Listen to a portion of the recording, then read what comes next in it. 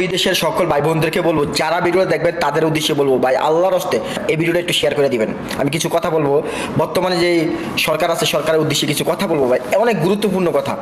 আমি এই সরকারকে বলতে চাই, বাংলাদেশে একটা অ্যাকাউন্ট খোলার জন্য, যেমন এই অ্যাকাউন্টে বাংলাদেশের রিস্ক হলার থেকে শুরু করে দরিদ্র মানুষ প্রবাসীরা যেমন টাকা ডালতে পারে ওই অ্যাকাউন্টে, এবং কি ওই অ্যাকাউন্টের টাকাগুলো দিয়ে কি করবেন আপনারা, স্ক্রিনে দেখতে পাচ্ছেন ছবিগুলো। আমি কি উদ্দেশ্যে কথা বলতে চাচ্ছি, আমি ডক্টর ইউনূস সাহেবকে বলবো, আপনি এখন সরকার, আপনি একটা অ্যাকাউন্ট খুলুন।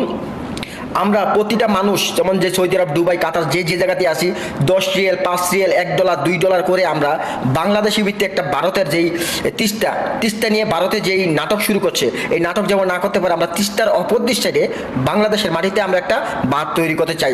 ওই টাকাগুলো সম্পূর্ণ বাংলাদেশের পুরা দরিদ্র থেকে শুরু করে বড় আমির ব্যবসায়ী যা আছে সবাই দান করবে ওই বক্সে, এবং কি ওই অ্যাকাউন্টে যে যেমন পারেন। আমরা প্রবাসীরা 2000, 1000, 500, 1 রিয়াল, 2 রিয়াল, 10 রিয়াল, $5 যে যেমন পারেন ওই অ্যাকাউন্টে রাখবেন।